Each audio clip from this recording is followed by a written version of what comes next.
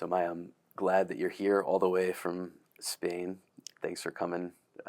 Yeah, I know it's your first time at Yogaville also, so it's been a special experience for you and having you here. As I was preparing for this and looking through some of the things that you're doing, you know, one of the common threads I saw is really around healing. That's maybe a great interest for you, whether Yes, it's you know through the yoga practices, through Reiki, through I don't know, just all of your interest, your charity work, and it occurred to me to ask you, you know, what is healing to begin with, right? Like, what is healing and how does it happen?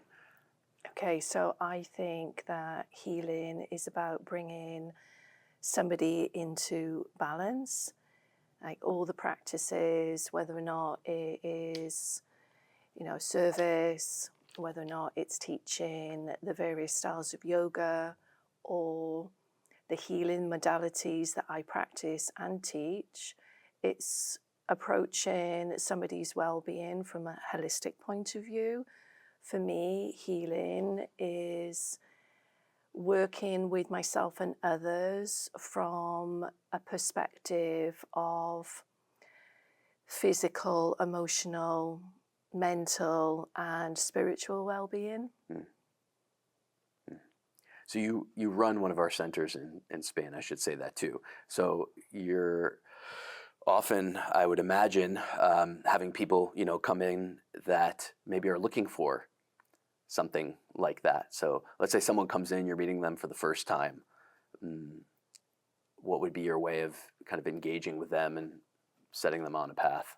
Yeah. Okay, so because my center in Spain, I have been teaching for 15 years and the center's been open for that amount of time. We opened in 2010 and it's quite a small and intimate center.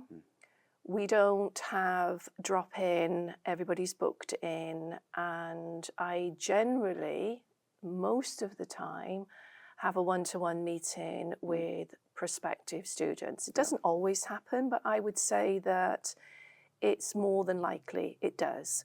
I invite them, if they contact me through whatever means, I generally invite them beforehand to have a look at the center and have that kind of one-to-one conversation about maybe why they want to start practicing yoga, or whether or why they want to maybe learn a certain healing modality with me. And it also gives me the opportunity to get to know them, but also when people come to see you, they are giving you information that's not always verbal. And I am quite perceptive when it comes to that. So, and it also gives students an opportunity to open up if they want to. And also, for example, if it's Hatha Yoga they're interested in, then I like to know whether or not people have any limitations beforehand, so I can take that into consideration when I'm teaching. Is it kind of fun for you, like these experiences of, you know, someone coming in and you trying to do your best to serve them? Yeah, Definitely. I love people. I love what I do.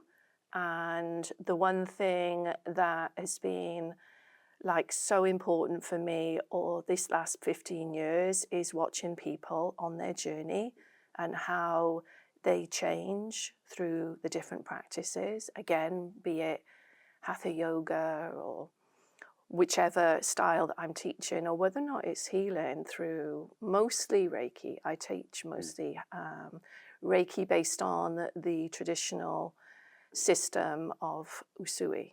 So yeah, for me, it's a joy and a blessing to be part of someone's journey towards balance and well-being. Yeah. What kind of changes do you observe happening for people? Okay, I think that one of the biggest things I've seen is an increase in people's confidence. When I see people take that first step towards they're taking responsibility for their own well-being, because it's their responsibility. They take that first step.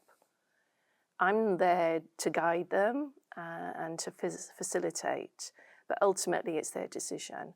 And then when they choose that, whether or not it's consciously or unconsciously, because obviously we know that happens a lot, it kind of, it draws you in from a deeper part of yourself until one day you realize, oh, wow, I'm feeling so much better within myself. Yeah. This responsibility, I think, is a big thing, and very important perhaps to look at. What does it mean to take responsibility, and maybe what part of me doesn't want to take responsibility, right? Often I think, it can be a situation where someone is in the habit for a long time of not taking responsibility, for their lives. Just get used to it, it's because of the system or past experiences, right? Therefore, it's no small thing to shift in the direction of like, okay, I do have ownership of my life. I do have more control maybe than I thought that I did. Yeah. Yeah, definitely. One of the things that we see often as teachers is when you start giving people the information that maybe they didn't know, or maybe it's information that they've forgotten about, or their experiences through life have made them forget, or they've experienced trauma. I've come across so many people over the last 15 years that have come from all walks of life. Maybe they've retired from a certain profession that have left them with trauma that they didn't realize that they were carrying. The practices of Hatha Yoga, the integral Hatha Yoga, whether or not then they go on and maybe do their Reiki level 1 with me. Reiki level 1 is very much about your own self-healing and looking at yourself. Same way that the practices of yoga are when we are doing meditation, etc. So for me, these two practices have worked very much hand in hand over the years. And people then, they come to a realization through, the knowledge that we are sharing with people, that maybe it's now time that I, as in whoever the person is, I take responsibility for my own well-being. I take responsibility for my actions in the past, and how can I do that? Well, a lot of it is through continued practice, but also self-development, self-forgiveness, and also learning to cultivate self-love. And all of these practices can help contribute towards that. But people have to be prepared to look at themselves here. It's not always, it's like you said, people, they shy away from it. They decide, no, that's not for me. And that's okay. That's okay. People that come to the center, there are people that have maybe taken as much as they need and then decided that's enough. There are people that have decided maybe, this is not for them. They're not ready for this journey yet.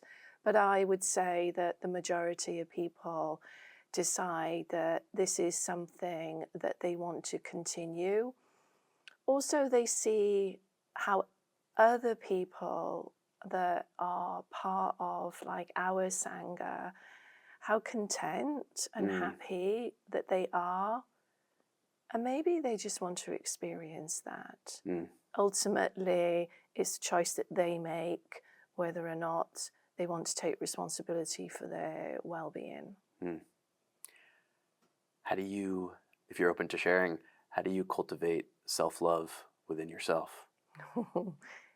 This is a continuing journey. I stepped onto this kind of path of healing and self-discovery around 22 years ago. And yeah, it's a continuing journey. It doesn't stop. There's always another layer.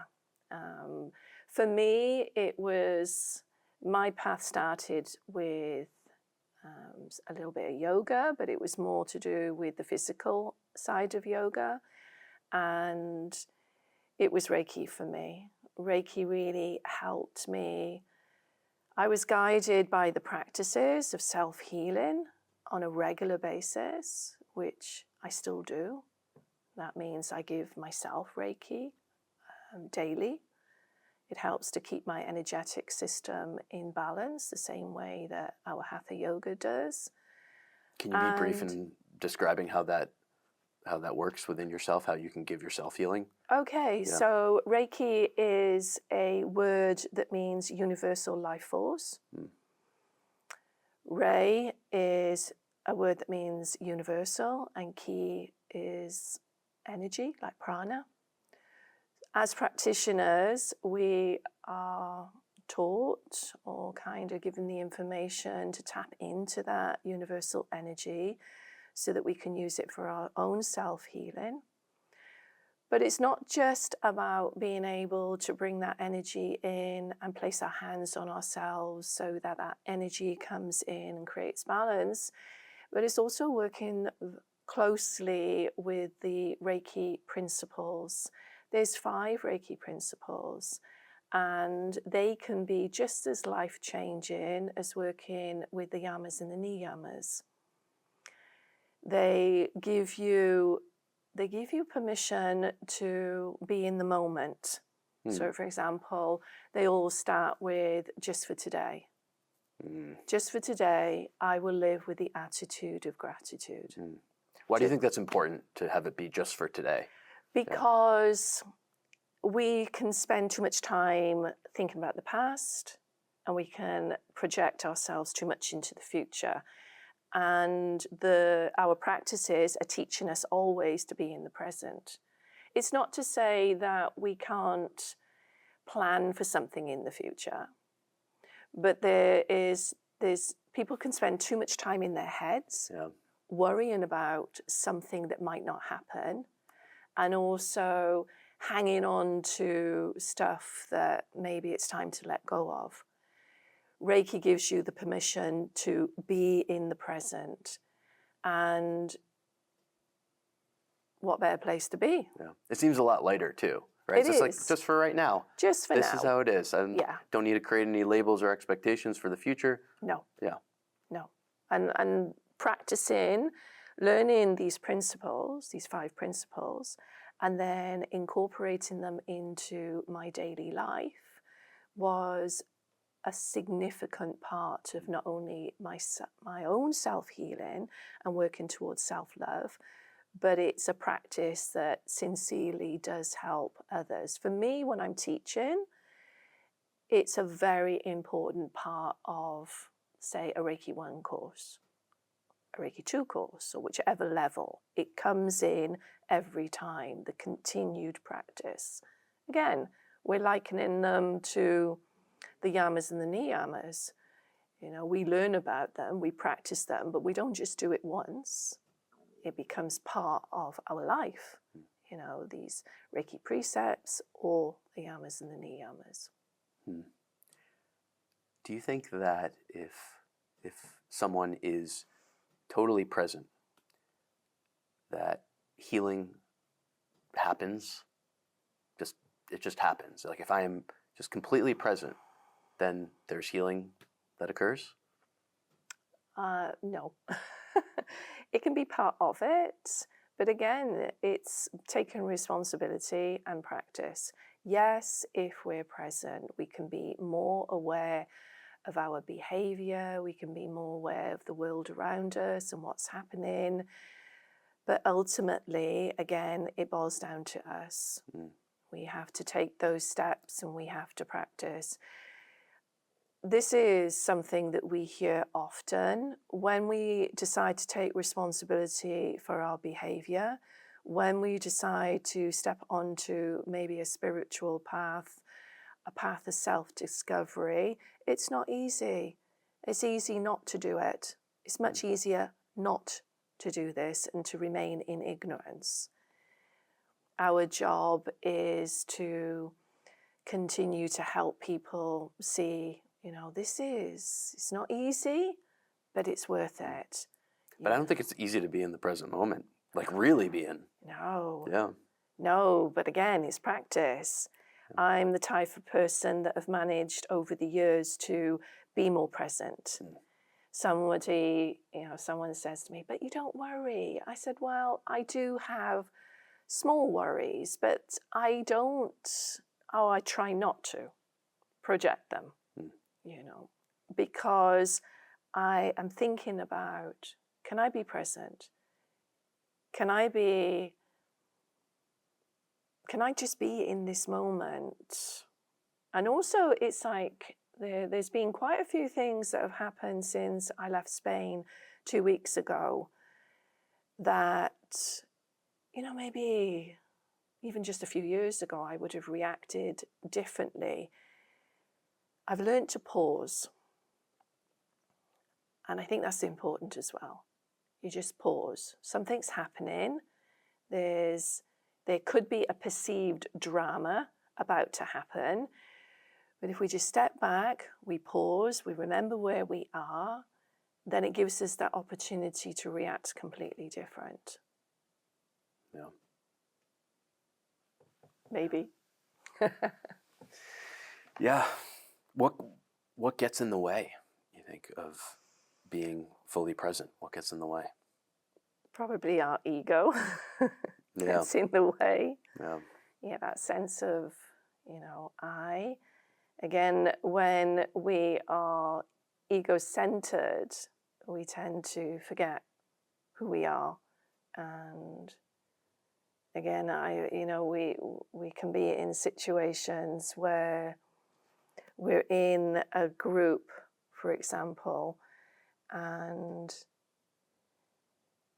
you're there, you're present, you're giving somebody that space and that time that they need, or not even that they need, but there's something that's important to them, but you're not getting like an equal, what's the word? Respect is the wrong word, but that kind of equal opportunity. And I find that can be a little bit of a challenge at times, but again, just stepping back, and maybe that is that person's need. I don't know. Going a little bit off topic here. So in regard to healing, right, it's like maybe the body comes to mind first, like healing aspects of the body, but also maybe the mind is being healed too. So what is this interplay between mind and body happening, and how can it support healing? So people that come to our trainings, for example, our Reiki trainings, the majority of them are there because they have some kind of mental or emotional imbalance, and they already know that. It's not always about the physical. People realize that there's something within them that is imbalanced, or there's a curiosity that has brought them. And I believe that nothing happens just by chance. Everything is divinely orchestrated. That's the word. People come in, whether or not it's for yoga. I mean, they don't know sometimes, whether or not they come in to me for a healing session. It's what they're not saying sometimes that is giving you the answers as to why they're there.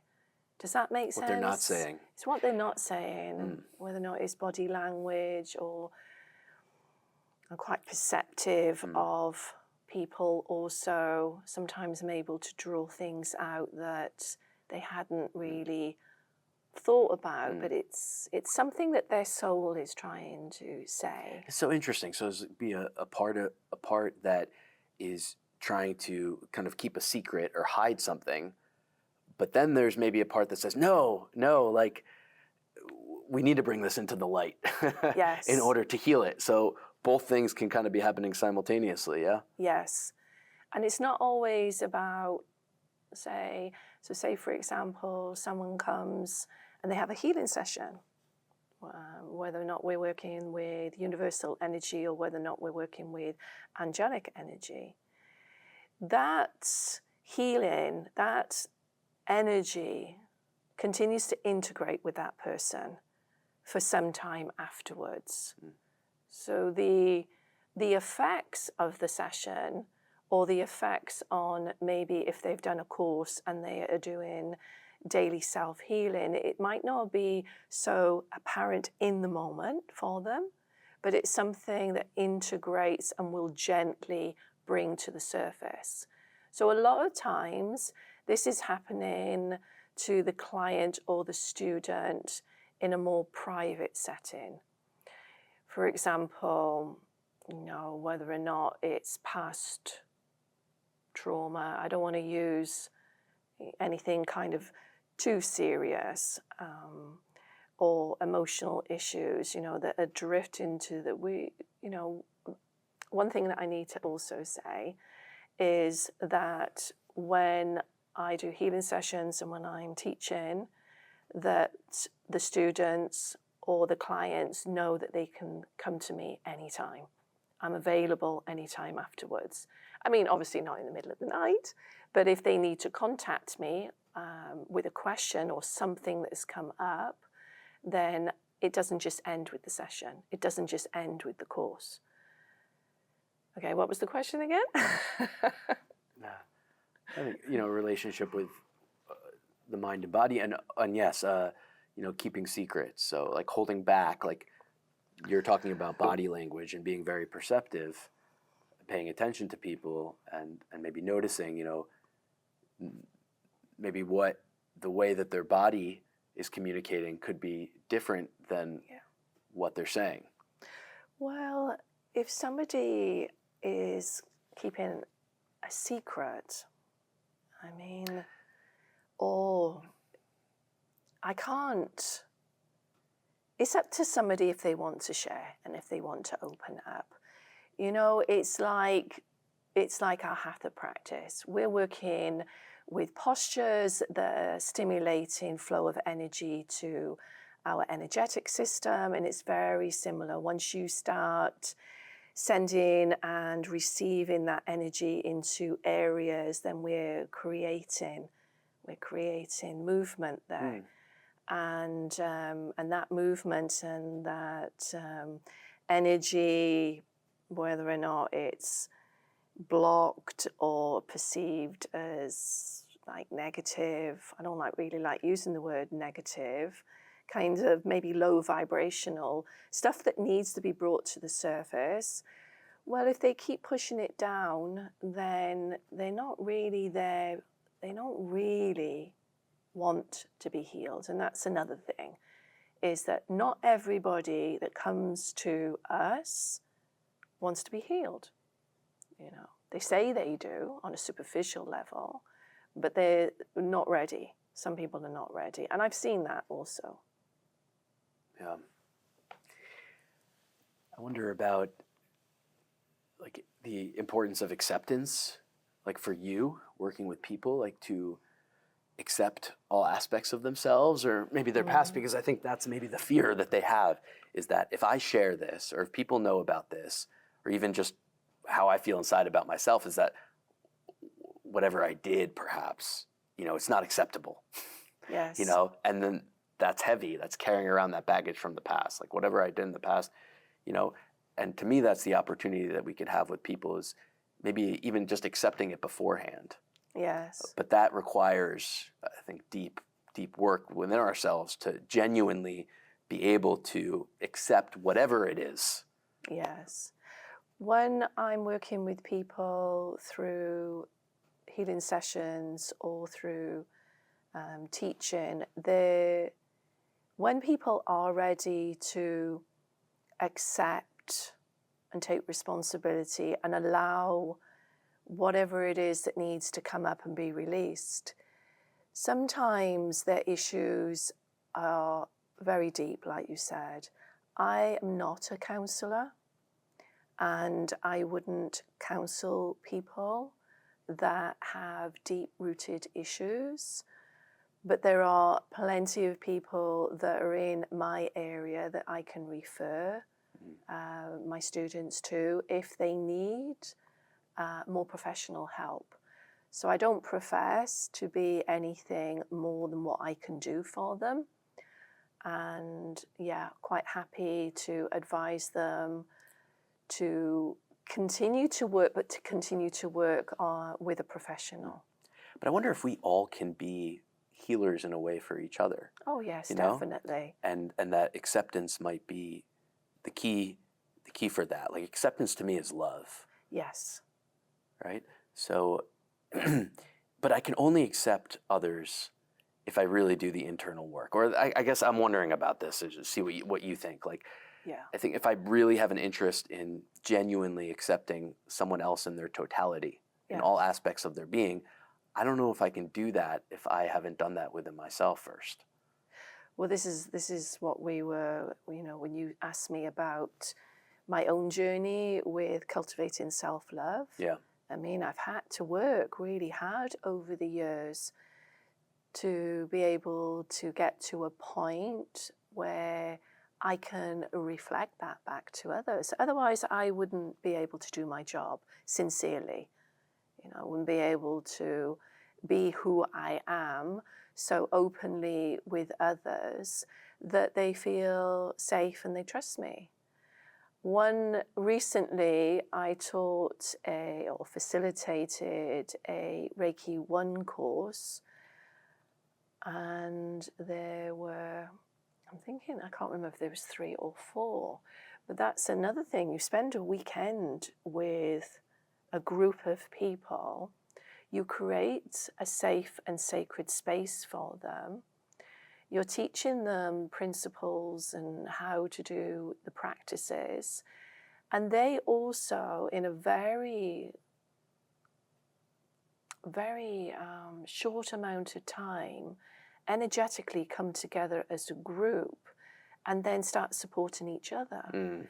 That is very special to see. It doesn't always happen with groups, but mostly. And it definitely happened with the last group of women that came together. I mean, it's mostly women that do this work. And the last group, they were very special. And I think people, they do want to open up. They really do want to share from the heart. And when they feel safe and supported, then it makes it a lot easier for them to do that. Yeah. Okay. Yeah. Now I'm worrying. Wondering about. Don't worry. Thank you. Yeah. Just for Subliminal today, don't message, worry. just for this moment, don't worry. Yeah, I'm curious if you have some takes on masculine and feminine energy, right? Both if you're a man or a woman and general tendencies, but also maybe each of us, whether or not we're a man or a woman, having both of those energies within us, and the importance of balancing that for healing as well. Yeah. Yeah, I mean, even though the majority of my students are women, I do have male students that come to yoga and also have attended the Reiki courses over the years. And it's no different, men and women. They come to the practices reach deep inside, and they start to bring something out that needs healing. And what I think also with men, they need to find that balance. Balance comes through, sincerely looking, and yeah, I'm not so clear on how we create that balance between, so for example, a man, and creating balance between the masculine and the feminine. Is that what you're referring to? Yeah. The masculine and feminine energies within, say yourself, for example. Yeah, I'm not quite sure how to answer that. Do you feel like you have, masculine energy within yourself too? Yeah. Yeah, definitely. Yeah.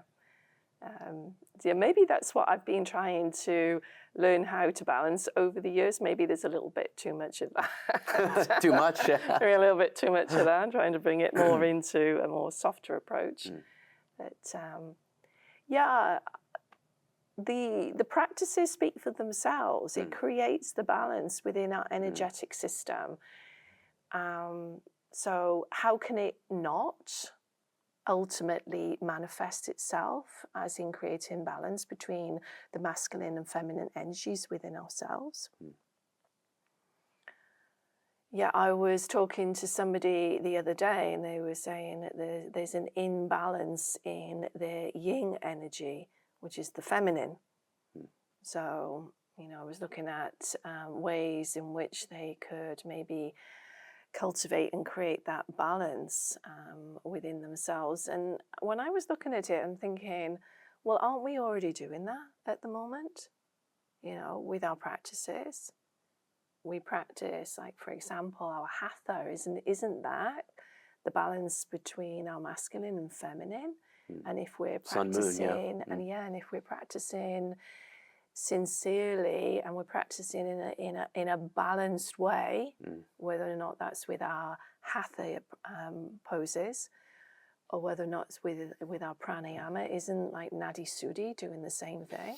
Isn't it helping to bring balance between the masculine and the feminine? So, and I was thinking, well, what can I advise her? How can I advise on, how can you increase the feminine energy within yourself? Because it's well, maybe working a little bit more with the nervous system and the kind of the vagus response, and resetting ourselves a little bit. I think that sometimes if we realize that we're out of balance with one of them, then look at our practices and see where we can where are we lacking? Is it through like pranayama or hatha, or is it maybe even with our food? We could be in balance with the foods that we're eating. Even the foods that we eat have a masculine and feminine quality. So it's looking, I guess, sometimes at the bigger picture. Or more of the bigger picture. More of the bigger picture. Yeah. Right. But I think about that with balance too. We're talking about balance, like more balance. Like, is there really ever a place that we can hold of continual balance? Right? Like, is it a place we get to? It's like, okay, now I'm balanced. Or is it just I wish. constant movement in a direction? Yeah. That is like, I wish we could be balanced all the time, but yeah, what is it? The fluctuations of the rules of nature. We're moving constantly between being balanced and like over busy. And then I think I'm at the moment, this is a perfect place for reflection. Being at Yogaville for me at the moment is a blessing, which I'm really grateful for. And it's given me a lot of time to reflect. Like, for example, this morning, I would like to say that I haven't really been lazy, and I have been quite productive. But then it's given me the time to reflect on when I'm at home, I'm too much the other way. I'm too busy. And what I've been trying to learn I was stopped 2 years ago. I was stopped in my tracks. I broke my foot. I was coming down the stairs of the yoga room after meditation, morning meditation on my own. And I slipped on the bottom step and broke my foot. And I was stopped. And since then, I have tried to look at my workload, my responsibilities within the family and outside of the family, and create more balance so that I am not doing too much, which is my tendency. That's my nature, that's my personality. And then trying to find that balance so I don't go too much the other way. I think that sometimes when I allow myself to rest, I feel a little bit guilty about that. I feel like I'm being lazy, a bit like this morning, really. So I have to try to still work on this, that it's okay to rest. It's okay to be still and to pause. This time that I'm spending here, I've mentioned to a few friends that I'm messaging. I feel that I feel balanced. I'm choosing to do what I need to do and let go of what I don't need to do. I made the smart decision of not bringing my laptop with me. I mean, it was actually in my bag, ready to come with me, and it was a last-minute decision, no, leave it at home. Because if you take it with you, you're going to keep working. If you leave it behind, then you can't. You just bring your iPad, and then you're doing only what is necessary.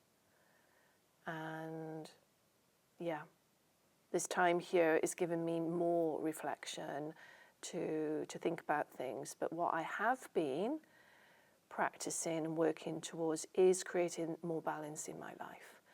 And it took breaking my foot to realize, because that morning I was rushing down the stairs. Why did I need to rush down the stairs? It was like nearly 8 a.m. I wasn't teaching until 10 a.m. I just finished meditation. You know, what was I in a hurry to do? You know, so sometimes we need something like that to make us stop and to make us look at our lives and, you know, yeah. Do you ever see yourself in the third person or ask, like, what does Maya need? Sometimes. I think, you know, just telling you my story of like 2 years ago and, yeah, making me stop and then making me look at everything and taking away, giving other people responsibilities that I thought that I was probably the only person that could do. And then looking and thinking, well, no, you're not the only person that can do that. Other people can do that. Give more people the responsibilities. You know, you can step back from certain things. And yeah, I do. I guess I do stop sometimes and think, you know, what does she need? How can I help her? And then act on that. The last 2 years have changed a lot for me. It has. From that incident? From that incident.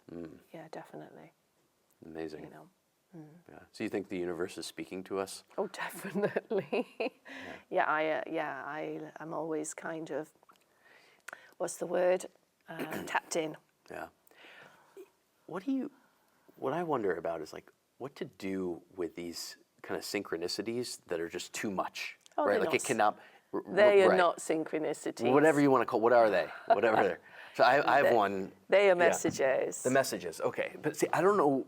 I notice them a lot in my life, but what I'm curious about this morning, I was wondering, is like, what do I do with it? Because there was one that just came up that is too much. You know, it is absolutely too much. So there was this man that came to the ashram, and he made origami pieces out of money, and he made them for my daughter, like out of $1 bills, and do these amazing, elaborate, right? I haven't thought about that person in a couple years. Have not thought about that person once. Just yesterday, I am in the car with my daughter, and she brings up, like, do you remember that guy that made the origami? I was like, oh yeah, that was amazing. We chatted about it. Wasn't that so cool? You know, do you still have any of those? Oh, I still have one over at Mom's, you know. This morning, I'm walking, and that guy is here, and I see him. Okay. So I'm wondering, like, what do I, like, that happens, Well, right? he's here. He's here for you. You think that's what it is? He's here for you this time. Yes, definitely. He's gonna teach you. He's gonna say something, even if it's just a word that's gonna make you think and reflect on something else or make sense. See, Something will make sense for you. Well, I'm wondering just in that if the important message is just that this is too much, right? Like it is something winking at me, Yeah. saying there's more going on here Yeah. than I realize, and that's important to acknowledge. Like there's something even in that if we connect it with healing. Yes. There's something in that acknowledgement Definitely. that is healing, perhaps. Yeah, we're working with subtle energy all the time in our lives through our practices. I remember when I did my Reiki, when I did my Reiki 1, which is, I don't know now, maybe 18 years ago. And then tapping into that energy and feeling it for the first time, and then knowing it was true, knowing that this is true, this is the truth. We have these realizations that there's something so much more than us. And then when we're connecting into that, whether or not it's ourself or whether or not it's universal energy, whether or not it's angelic energy, it allows you to grow more, be more intuitive, you become more perceptive, you start noticing that the synchronicities, and then they become not synchronicities, because this is the universe, this is God, this is the divine, this is the angels, this is the messages that are coming to you. And you have to trust that, you have to trust in them. Then for me, all these messages that come on, a daily basis, they're very small sometimes, and then they can be, like what you've experienced meeting this gentleman again. They're a little bit more wow, but they're there to guide you. And they're there to guide you. They're there to give you comfort, and they're there to allow you to grow. That's what I feel about them. For me, they stop being synchronicities. They're messages, and I acknowledge them, and I thank them for when they come. Whether or not I don't always understand what the lesson might be, but I still acknowledge that someone is reaching, an energy, a message, a lesson is coming to me.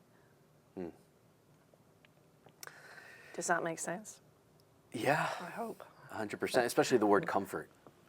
I think that's really ringing strongly for me right now. It's just that comfort in that relationship with the divine, that's real, that exists. Yeah. So for a trip like this for you, do you set an intention beforehand for the journey? Or do you just, okay, I'm just going and whatever is going to happen is going to happen? Yeah. A little bit of both. There was a little bit of both. I don't like to plan too much.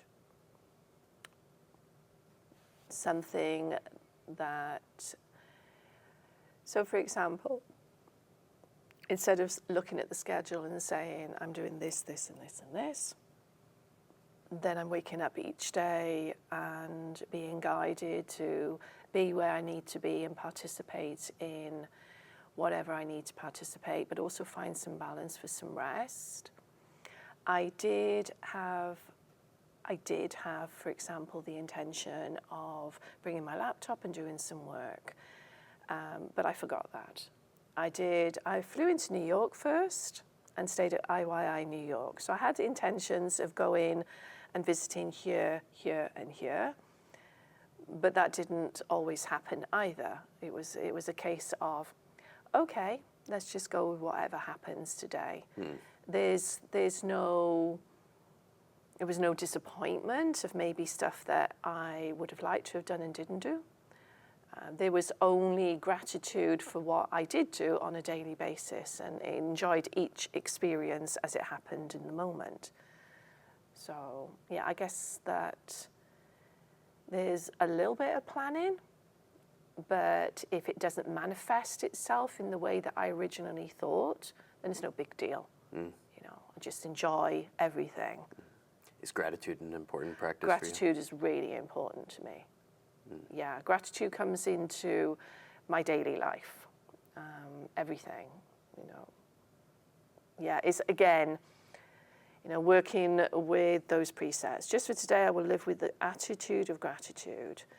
And gratitude is such an easy practice. It takes no effort, just remembering it and being present with gratitude daily. And yeah, gratitude is very important to me. I think it's easy, and it's also maybe the hardest thing. Yeah, people might think it's difficult, but it's not. It's such an easy practice. You just got to remember to do it. Yeah, but what is that within me, within any of us, that is resisting the experience of gratefulness? What does not want to be grateful?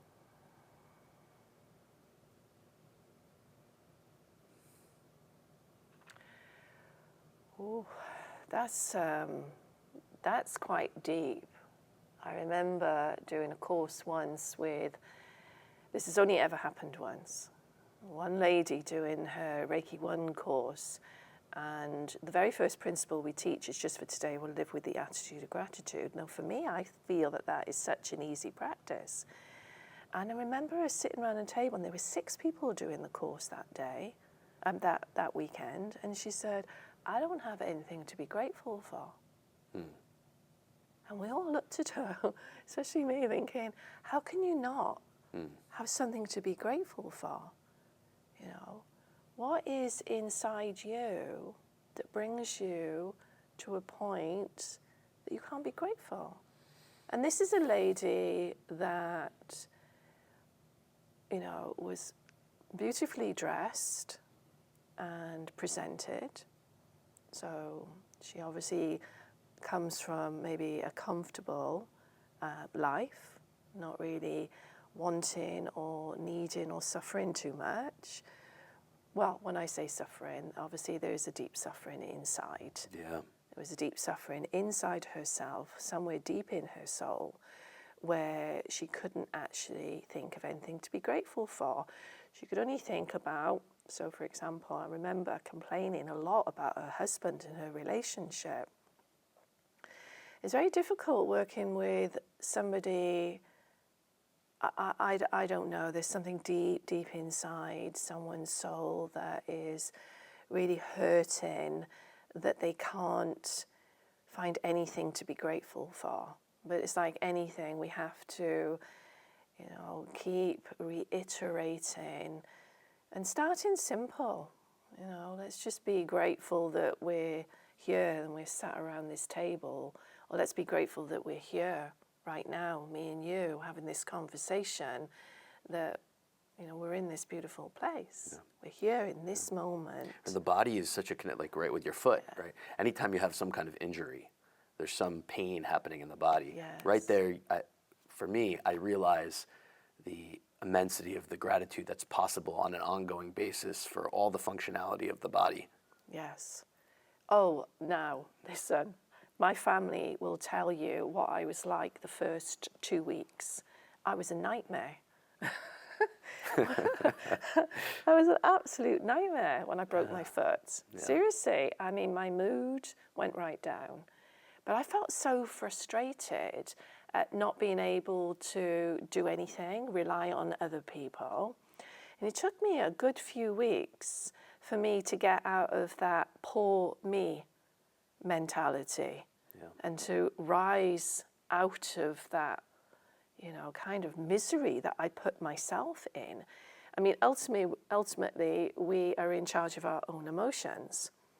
A lot of people think that, our emotions are governed by outside influences. Well, yes, to a certain degree, but when we kind of look, I'm choosing to be in this emotion, whether or not it's poor me emotion. I had to kind of really work hard in my mind to pull myself out of that.